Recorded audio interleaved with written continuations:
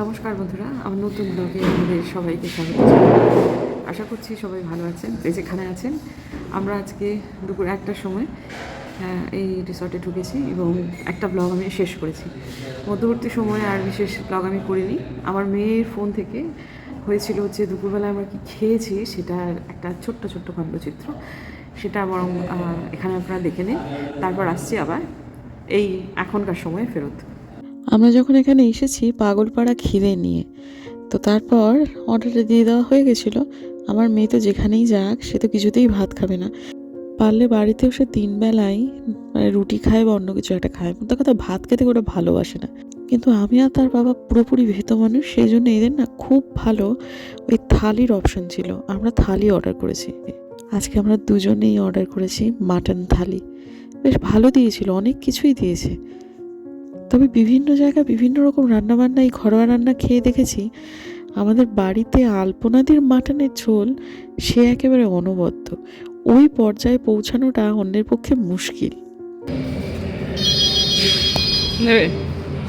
আমারটা আসছে, আমারটা একটু আসছে, দেখেও শুট করে। আমার কিন্তু আমার ঘি আছে, দাদা আমার ঘিটা আছে। দাদা আমার ঘিটা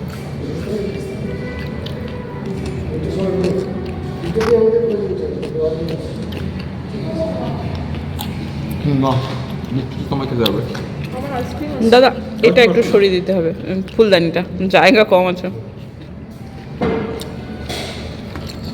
থ্যাংক ইউ।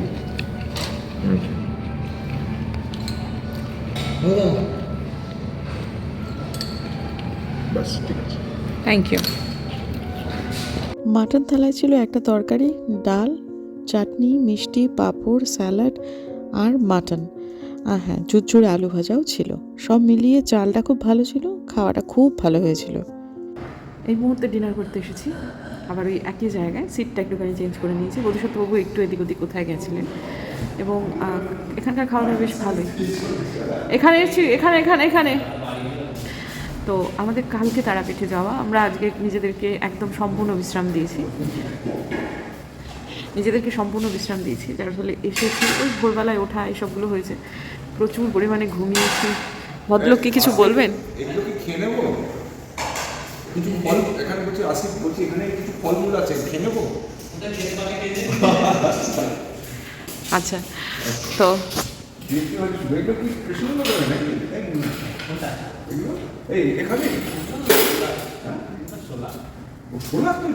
ও মা, কি সুন্দর, কি হালকা। তোমার বুঝি ফল ফল খেতে ইচ্ছে করছে? ফল আনতে পারলাম না। পেয়ারা দেখে ইচ্ছা হয়েছে, বুঝতে পেরেছি। হ্যাঁ, বসো বসো বসো। তো আমরা খাবার অনেক আগেই অর্ডার দিয়ে দিয়েছিলাম। এসে পরে এমন ঘুম দিয়েছি, তারপর কলিং বেল বাজাচ্ছে, তখন ঘুম ভেঙেছে। তখন বাজে 6টা। তাও ভুল করে আমাদের, মানে আপনাদের কি কোনো বাচ্চাদের খাবার আছে বলে একজন এসেছিলেন, হাতে একটা ছোট্ট এটুকু বল নিয়ে। তা আমি তখন বললাম যে না, আমাদের নেই। তা ভদ্রলোক ভুল করে ঠিক কাজ একটা করেছেন, যে আমাদের কলিং বেল বাজিয়ে ঘুমটা ভাঙিয়ে দিয়েছে। নাহলে হয়তো কতক্ষণে উঠতাম তার কোনো ঠিক নেই। হয়তো রেস্টুরেন্ট থেকে ফোন করে জাগিয়ে দিত যে খাবারের অর্ডার দিন সবগুলো বলে। যাই হোক, আমাদের এখন রাত্রেবেলার খাবার হবে, তারপরে আমরা কালকে সকালবেলায় বেরিয়ে যাবো গণদেবতা ধরে তারাপীঠে। এবং দেখতে দেখতে কি আমাদের খাবার, না বাবা, অন্যের খাবারে লোভ দিচ্ছি মনে হচ্ছে। এক ফোঁটা খিদে নেই, মানে বুঝতেই পারছেন ওই খাবার দেখে কি পরিমাণ খেয়েছি আমরা দুপুরবেলায়। খিদে পেয়েছিল মারাত্মক করে, ভাবতে ভাব। তো যাই হোক আর কি, এখন একটু তবু খেতে হবে। খাবার আসলে আবার খেয়ে ফেলবো কিন্তু দিব্যি, হ্যাঁ, কিন্তু খিদে যে খুব একটা আছে তা না। বেড়াতে এসে এই যে উল্টো পাল্টা অনিয়ম, তারপর বাড়ি গিয়ে তারপর সেই ঝরানো, সে এক কঠিন ব্যাপার। খেতে যখন এদিকটায় বসেছি তখন বেশ ভালো একটা জিনিস আমরা দেখতে পেলাম। হঠাৎ করে বুম্বাদা ওই দরজা দিয়ে কে ঢুকছে সেটা দেখে বলল, তুতি একজন অভিনেত্রী, দেখো তুমি বোধহয় এনাকে চেনো। তা আমি তারপর দেখলাম তিনি হচ্ছেন শ্রীমতী অপরাজিতা আঢ্য। এই যে দেখতে পাচ্ছেন তো পেছনটায়। কিন্তু এরা সম্ভবত কাজে এসেছে বা বেড়াতে এসেছে, যা হোক কিছু। এই মুহূর্তে রেস্টুরেন্টে এসছে খেতে, অনেকে ছিলেন আর কি। তো আমি সব মিলিয়ে এই মানুষটিকে খুব পছন্দ করি, খুবই। কিন্তু কি হয়েছে, খাওয়ার সময়টা না মানুষকে ডিস্টার্ব করা উচিত নয়, সেজন্য আমরা এই সময়টায় কোনো কথাবার্তা বলিনি। ওনারা ওনাদের মতো সময় কাটাচ্ছিলেন, আমরা আমাদের মতোই সময় কাটাচ্ছি। তো যাই হোক, এই যে দেখুন প্রচুর পরিমাণে খাবার দাবার বোম্বাদা অর্ডার করেছে। এটা হচ্ছে ফিশ ফ্রাই, তো তারপরে fish finger, sorry fish finger. তো তারপরেতে টুপুর তো যথারীতি ভাত ফাত কিছু খাবে না, কিন্তু ওকে আজকে জোর করে আমরা একটুখানি ওই কী যেন ভেজ পোলাও বোধ হয়, হ্যাঁ সেটা কিছুটা খাইয়েছি। তো এত পরিমাণ এদের খাবার দাবার যে একটা নিলেই আমাদের কিন্তু সবারটা হয়ে যেত। কিন্তু বোম্বাদা আবার ওই ফ্রাইড রাইস অর্ডার করেছে, চিকেন ফ্রাইড রাইস, যার ফলে কী হয়েছে খাবারটা একটু বাড়তি হয়ে গেছিলো। আমাদের যা খোরাক তাতে করে ওই একটা প্লেট নিলেই যথেষ্ট হয়ে যাচ্ছে। আসলে সকালবেলাতে না খুব খিদে পেয়েছিল, তাই জন্য অনেক বেশি খাওয়া হয়ে গেছে। তো এই যাত্রায় অনেক কিছুই আমরা নিয়েছিলাম, চিলি চিকেন, তারপর বোম্বাদা মাঞ্চুরিয়ান, এইসব অনেক কিছু নেওয়ার পরেও খাওয়াটা এই বেলাতেও পেশ হয়ে গেল। আমরা এত খেয়েছি যে একটুখানি খাওয়ার পর হাঁটতে যাচ্ছে। বাড়িটা যদিও খুবই ভুতুরু, তাই না? একদম। আবার চতুর্দিক থেকে কি পরিমাণ ডাকছে শেয়াল, আবার কেউ খ্যাক করে সে কামড়ে হবে এটাই ভাবছি। কিন্তু তাও একটু হেঁটে আসে জানেন, মানে ওই আর কি চৌহদ্দির মধ্যে। এই হচ্ছে রিসর্টের রাত্রিকালীন অবস্থা, খুব স্বাভাবিক। এখন 10:30 বাজে। আমরা সেই এসে পরে মোষের মতো ঘুমিয়েছি, আমাদের নেই কোনো ঘুমের লেশ। তো এখন কি করব, এর মধ্যেই হেঁটে হেঁটে বেড়াই এটা। হ্যাঁ তো কি, সত্যি কথা ঠান্ডা লাগছে। এখানে একটু মুখটা হয়তো দেখা যাবে, তাই জন্য এখানে একটু দাঁড়ালাম। এত খেয়েছি, না হাঁটলে হয়। ছাতার মাথা সব রিসেপশন সব বন্ধ করে দিয়েছে। ওই রেস্টুরেন্টে এখন ওই অপরাজিতা আঢ্য যে ম্যাম, তিনি খাচ্ছেন, তার টিম খাচ্ছে অ্যাকচুয়ালি, হয়তো পারিবারিক বা কাজের সূত্রে, যা হোক কিছু একটা হবে ব্যাপার। তাই জন্য আমরা একদমই ডিস্টার্ব করি না ওনাদের। আমরা প্রত্যেকেই ওনার খুবই গুণগ্রাহী, কিন্তু মানুষ তো যতই হোক, সেই জন্য খেতে বসার সময় ওরকম করে আমি আপনার ভারী ফ্যান বলে এটা বিরক্ত করা হয়। তো সেই জন্য আর কি আমরা কিছু কথা বলিনি। যদি কাল দেখা হয় কাল কথা বলবো, আপাতত শান্তি মতো খেয়ে নিন।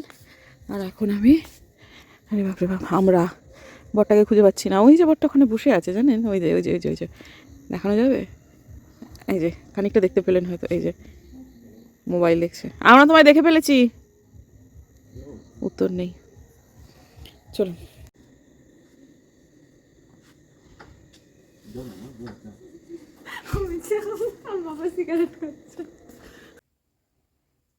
আমাদের এখন কোনো ঘুমের নেই, কী যে করবো কে জানে। তাও তো এত ঘুমিয়েছি আজকে না ঘুমিয়ে কঙ্কালি দলটা করে নিলেই হতো। কিন্তু তখন বিছানায় পড়েছি, ঘুমোবো উদ্দেশ্যে শুইনি, কিন্তু ঘুমিয়ে পড়েছি। এত টায়ার্ড ছিলাম। তো যাই হোক, ঠিক আছে, চলুন কালকে দেখা হচ্ছে সকালবেলায়। জয় মা তারা, সুপ্রভাত। যাচ্ছি এখন আমরা তারাপীঠের উদ্দেশ্যে। সকালবেলায় এখন বাজে 8:45। আমাদের 8:30টার সময় গণদেবতা, তার আগে এক রাউন্ড নিয়ে নাও চাবিটা। তার আগে এক রাউন্ড যুদ্ধ বিগ্রহ সেরে এখন আমরা যাচ্ছি গণদেবতা করতে। চলুন, এখান থেকে 8 ঘন্টা ঠিক লাগবে, 8:30টার সময় ট্রেন পৌঁছে যাবে আশা করছি। রিসর্টটা হচ্ছে কিছুটা এরকম, উপরেও রুম টুম আছে, সব কিছু আছে, ভালো।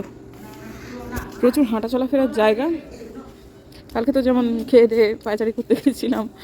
আর সব থেকে আমার যেটা ভালো লেগেছে সেটা হচ্ছে এই আলপনাটা এখানে আছে, এসে দেখাবো। বাবার এবার জুতো পরলেই পায়ে এত প্রবলেম হচ্ছে কেন। এই যে আলপনাটা লালের সাদায় দুর্দান্ত। হাতে নয় অবশ্যই এটা, হ্যাঁ এই বোধিসত্ত্ব খান, তারাবাগীশ খান।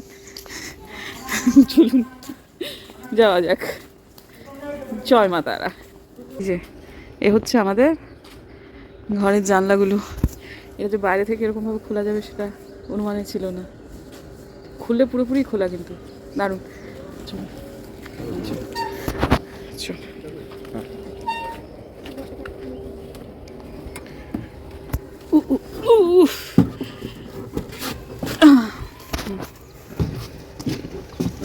স্যার চিন্তা কর, আমাদের কটার সময় ক্লাস শুরু হতো বলতো? কটা? আমাদের 7টার সময়, শীতকালে 7টার সময় তৈরি হতো, মানে ক্লাস শুরু হতো। আর গরমকালে আমাদের 6:30টায় ক্লাস। আচ্ছা। আর ওই ক্লাস করার জন্য মানে মুখিয়ে থাকতাম। আচ্ছা। কখনো বিকাশদা নিতেন, কখনো সন্তানদি নিতেন, কখনো সমচকদা নিতেন, তখন সুদেবদা, অমৃতদা, মানে আমরা এক একটা ক্লাসের জন্য মুখিয়ে বসে থাকতাম। সেটাই। মানে ক্লাস মিস তো করাই যাবে না। আর 6:30টার সময় বা 7টার সময় সবচেয়ে গুরুত্বপূর্ণ ক্লাস করবে, মানে ওটা মিস করা যাবে না। আর তারপর হচ্ছে ঠিক 9টার সময় বামের ক্যান্টিনে ছুটতাম আমরা, ওই পাউরুটিতে টোস্ট, মাখন দিয়ে, আর হচ্ছে ডিম সেদ্ধ। ও, আর শীতকালে কচুরি পাওয়া যেত, কড়াইশুঁটি কচুরি। আমার বামের ক্যান্টিন না, একটু বেরোতে হতো, মানে ইউনিভার্সিটির বাইরে। আমার প্রচন্ড শখ কড়াইশুঁটি কচুরি, কদিন থেকে ইচ্ছে করছে। দেখি এদের তো ব্রেকফাস্ট কমপ্লিমেন্টারি। আমরা তো এক টুকরো ফুলকপি আলু দিয়ে, ওফ, এটা অদ্ভুত মাখো মাখো। তখন যেটা তোমার খুব ভালো লাগতো, এখন ওই জিনিসটা দিলে হয়তো স্বাদ বদল ঘটে যাচ্ছে। সেটা হতেই পারে, কিন্তু তখন ভালো লাগতো। স্মৃতিটা ঠিক তাই, ঠিক। দারুণ। আর কিছুদিন পর তোমারও এরকম সুন্দর সুন্দর স্মৃতি তৈরি হবে বাবু।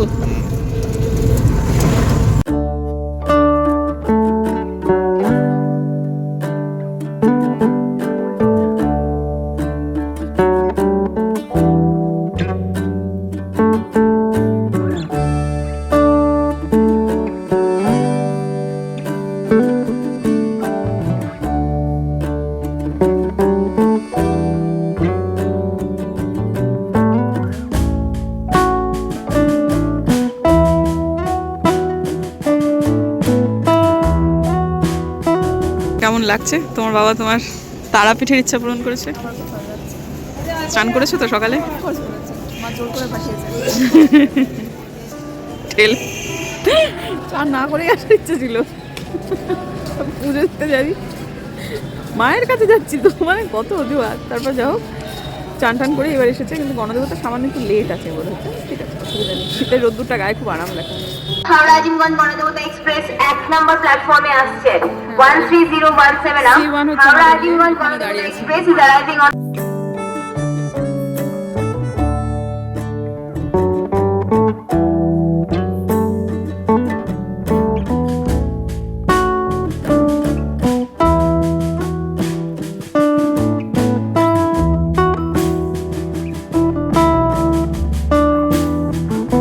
এই কারণে সবাই প্রায় রামপুরহাটেই নামছে, সবাই মা তারা পুজোয় দিতে যাচ্ছে।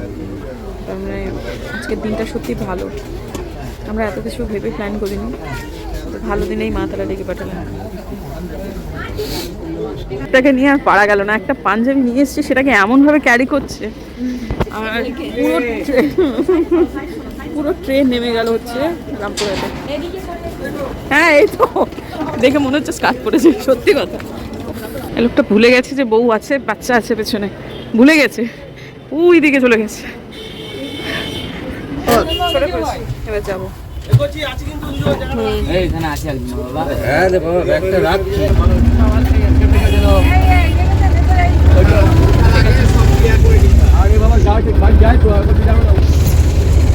ভেতরে ভেতরে একটু উদ্বেগ তো ছিলই, কারণ জায়গাটাতে এর আগে কখনো আমরা আসিনি। কিন্তু মা তারার উপর ভরসা করে চলে এসেছি। কোথা না কোথাটা জানতাম যে তিনি যখন আমাদের ডেকেছেন তখন যা হবে সেটা ভালোই হবে, কিন্তু এইরকম অলৌকিক ম্যাজিক্যাল দর্শন হবে সেটা আসলে আমরা ভাবতে পারিনি। যখন এখানে আমরা নেমেছি তখন মানে পৌঁছেছি যখন, তখন প্রায় 11:15 মতো বেজে গেছে। তারপর এখান থেকে যখন যাচ্ছি তখন সুর করে বিভিন্ন জন বলছেন আমাদের সাথে চলুন, আমরা দর্শন করিয়ে দেবো, 12টার মধ্যে কিন্তু মন্দির বন্ধ হয়ে যাবে।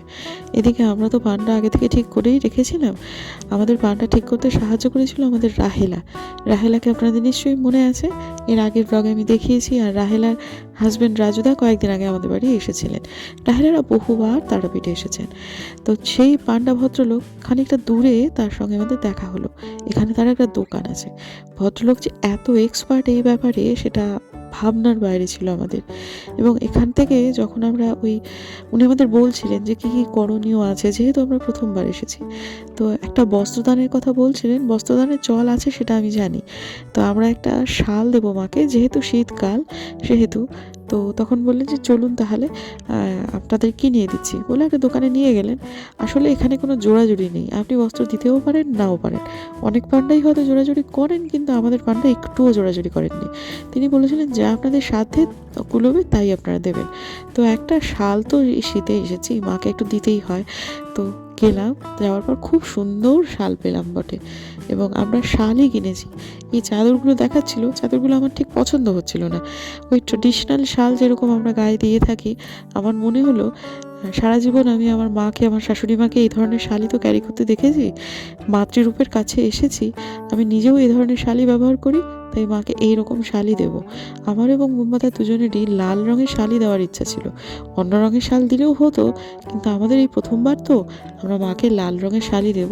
সব মিলিয়ে মিশে মন্দির চত্বরেতে যখন আমরা ঢুকলাম, তখন বাজে ওই ধরুন 11:25-25 নাগাদ।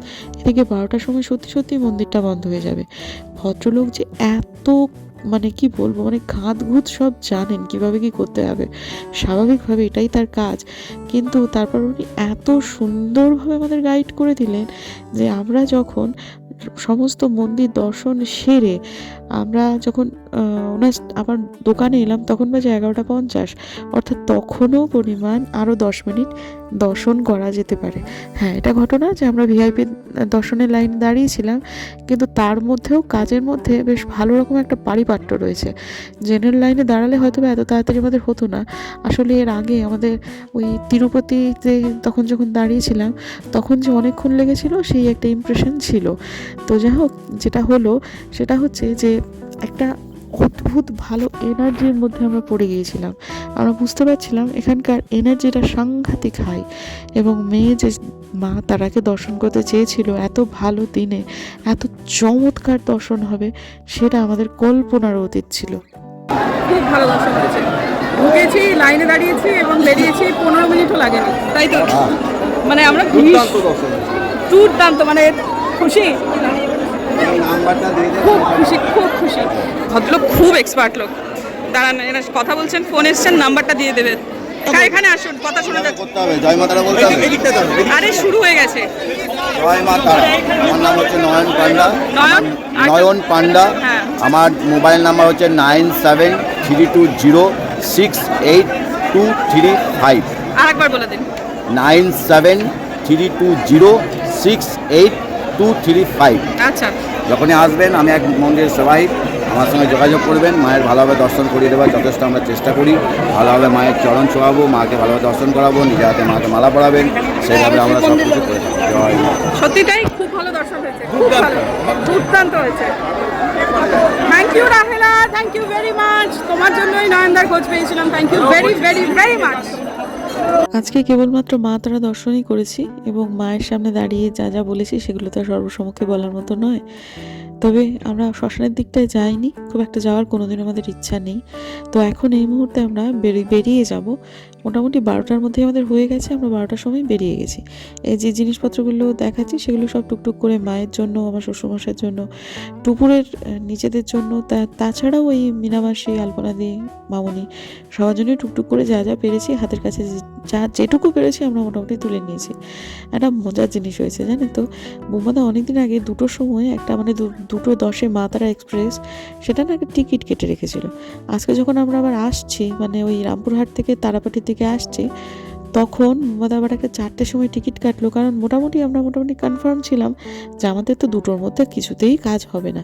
কিন্তু জানেন, 1টার সময় আমরা পৌঁছে গেলাম রামপুরহাট, এবং 1টা থেকে 2টো পর্যন্ত আমরা জাস্ট বসেই থাকলাম, এবং গিয়ে আমরা দেখছি রামপুরহাট স্টেশনে একদম সামনেই দাঁড়িয়ে আছে মা তারা এক্সপ্রেস, অর্থাৎ ওরা রামপুরহাট থেকে শিয়ালদা যাবে। তো তারপর আবার আমাদের 4টের টিকিটটা যেটা কেটেছিল সেটা আবার ক্যান্সেল করে দিল। তো এই মুহূর্তে আমরা ওই মা তারা এক্সপ্রেসের এইটাতে বসে আছি, চেয়ার কারে, কারণ আমাদের তো ওই এসিদের টিকিট তো সেটা না এখনও খোলেনি, মানে এত আগে পৌঁছে গেছি আমরা। তো যাই হোক, তারপরেতে সেটা খুলে দিল, তারপর উঠে আমরা বসে পড়লাম, এবং এত সুন্দরভাবে মনে হচ্ছে যেন মানে কোনো টেনশন নেই, যাওয়া আসার কোনো রকম মানে ব্যাঘাত তো ঘটলই না, বলা যেতে পারে 3টের মধ্যে বা খানিকটা 3টের আগেই আমরা পৌঁছে গেলাম প্রান্তিক স্টেশনে। আবার এই ট্রেনটা দেখুন এত ভালো, যেটা প্রান্তিকেও দাঁড়ায়। কাজেই প্রান্তিকে আমরা নেমে গেলাম। আমাদের তো হোটেলটা প্রান্তিক থেকে একদম একটুখানি, সামান্য একটু টোটো নিয়ে 5 মিনিটের যাত্রা আর কি। বরং বোলপুরে নামলে আমাদের অনেকটাই ঘুরপথ হতো। তো বোলপুর অবধি টিকিট ছিল, কিন্তু প্রান্তিকে যেহেতু দাঁড়ালো, ওই টিটি ভদ্রলোক আমাদের পাশেই ছিলেন বসে, তিনি বললেন প্রান্তিকে দাঁড়াবে। প্রান্তিকে দাঁড়ালো, টুক করে আমরা সুন্দর নেমে গেলাম। এত ভালো যাত্রা হলো, কোনো রকম ব্যাঘাত তো ঘটলই না, কোনো এত ভালো লেগেছে আমাদের যে কি বলবো, শুধু মা তারাকে কৃতজ্ঞতা। যত রকমের চিন্তা, যত রকমের ওই প্রথমবারের যা হয় আর কি একটু উদ্বেগ, সেটুকু মা যেন আঁচল দিয়ে মুছে নিয়ে আমাদের এত সুন্দর দর্শন দিলেন, সেটা বলার মতো নয়। সারা জীবন মনে থাকবে। মা তারাকে অনেক কৃতজ্ঞতা, এবং শেষে বলতে হয় জয় মা তারা। এত অসাধারণ একটা দিন কাটালাম, মনে হচ্ছিল যেন কেউ থালা করে সব আমাদের সামনে এসে হাজির করেছে। এত যে কথা শুনেছিলাম তারাপীঠ সম্পর্কে, কিছুটা অনুমান করছিলাম রাস্তা দিয়ে যেতে যেতে শিগগিরই এই যে কার্ডটা রাখুন, মানে হাতে প্রায় গুজে দেবে। একটু অ্যাগ্রেসিভ মানুষজন, এক্ষুনি আমার সাথে যেতেই হবে, যে বারবার বলছে পান্ডা আমাদের ঠিক আছে, প্লিজ এরকম করবেন না, কিন্তু না। তো তাদের কাছে কথা শুনতেই হবে। 12টায় মন্দির বন্ধ, মন্দির বন্ধ, মন্দির বন্ধ, এরকম একটা সুর করছে, তা নিতেই হবে আর কি তাদেরকে। এত সুন্দর দর্শন হলো। একটা জিনিস আমি বুঝতে পারলাম বন্ধু, সেটা হচ্ছে যে কিছু কিছু মানুষজন দেখবেন বলে যে কিছু কিছু দেবস্থানের মানুষ ভীষণ টাকা পয়সা কামাই করতে যায়, ওখানে টাকা বাতাসে ওড়ে, ওটা অ্যাকচুয়ালি দেবস্থান নয়, ওটা অর্থস্থান, ওটা মানে অর্থপিচাসদের জায়গা, এইসব এসব অনেক কথা শুনি। বন্ধু একটা কথা বলি, জায়গাটার এনার্জি সাংঘাতিক হাই। আমি মা তারার সামনে দাঁড়িয়েছি, দেখেছি কয়েক সেকেন্ডের একটা ব্যাপার, ঘুরে আবার বেরিয়ে যেতে যেতে আবার ততক্ষণ তাকিয়েছি। কিন্তু ওই যে চত্বরটা, ওই গর্ভগৃহটা না, তার সেটুকু তো আছে, কিন্তু তার বাইরেও এনার্জিটা না প্রচণ্ড হাই ওখানকার। কী হয় জানেন, যে এই সমস্ত জায়গাগুলোতে মানে সব মিলিয়ে যেখানকার এনার্জিটা খুব হাই হয়, টাকারও তো একটা এনার্জি থাকে। এই সমস্ত জায়গায় মানুষজন ধনী হয়ে ওঠে। আধ্যাত্মিক এনার্জি, অর্থের এনার্জি, সব কিছু মিলিয়ে মিশিয়ে একটা আবহ তৈরি হয়, যেটাতে করে মানুষ ফুলে ফেঁপে ওঠে। ওটাকে ফিল করতে হবে। শুধু অযথা যদি আমরা দোষারোপ করে যাই, দোষারোপ করলেই না আপনি ওই এনার্জির তারটাকে আস্তে আস্তে নিজের দিক থেকে কাটতে শুরু করবেন। মানে ইস, এত টাকা চতুর্দিকে উঠছে, এনার্জির একটা তার কেটে গেল। কমপ্লেন করতে নেই, এই সমস্ত জায়গায় গিয়ে কখনো অভিযোগ করতে নেই। যেমন আছে দেখুন, চলে আসুন, প্রার্থনা করুন, অবশ্যই অবশ্যই আপনার ইচ্ছা পূরণ হবেই হবে। যদি অভিযোগ করেন কোনো কিছু একটা নিয়ে, আমি জানি অভিযোগ করার 1 কোটি জায়গা আছে, আমি নিজেও তো ফিল করলাম খানিক, কিন্তু তাতে না, মানে সেই মুহূর্তে যে সময়টা আমি ওই জিনিসগুলো, ওই অ্যাগ্রেসিভ মানুষজনকে ফেস করছিলাম, তখন আমারও একটা নেগেটিভ ইয়ে তৈরি হচ্ছিল। কিন্তু যেই মুহূর্তে ওটা আমি, তখন তো আমি মন্দিরে পৌঁছাইনি, কিন্তু যেই মুহূর্তে পৌঁছে গেলাম, সাথে সাথে না ব্যাপারটা বদলে গেল মানসিকতাটা। আমি শ্মশানের দিকটা যাইনি, কোনো দিন যাবো না। আমার মায়ের সাথে কারবার, তিনি শ্মশানকালী, কিন্তু তার সাথেই আমার কারবার, আমি তার সাথেই দেখা করেছি। এবং খুব একটা বেশি আমি এদিক ওদিকও করিনি। আমি যেটুকু গেছি আমি ফিল করেছি ব্যাপারটা, এবং আমি চলে এসেছি। তারাপীঠ সাংঘাতিক জাগ্রত জায়গা, সাংঘাতিক এনার্জি হাই ওখানকার। সাধকেরা এখান থেকে সাধনা করেন, সব কিছু ঠিক আছে, কিন্তু সাধারণ গৃহীর জন্য তারাপীঠ খুব ভালো জায়গা, খুব ভালো জায়গা। আপাতত এইটুকুই বন্ধুরা, আজকের দিনের জন্য ওই রেস্টুরেন্টে যাওয়া খাওয়া, এর বাইরে আমি এখনও জানি না যে আমাদের কী প্ল্যান। হয়তো বড়মামার বাড়িতে যেতে পারি আজকে বিকেলবেলা, যদি যাইও বা যখনই যাই আমি বড়মামার বাড়িকে ব্লগের আওতার বাইরে রাখছি। ঠিক আছে, দেখা হচ্ছে বরং কালকে একটা নতুন ব্লগে। যদি আমার ভিডিও ভালো লাগে তাহলে প্লিজ সাবস্ক্রাইব করবেন, পাশে নোটিফিকেশন বেলটাকে অন করবেন, যাতে ভিডিও দিলেই নোটিফিকেশন চলে যায় আপনাদের কাছে। দেখা হচ্ছে আগামীকাল, ততক্ষণ।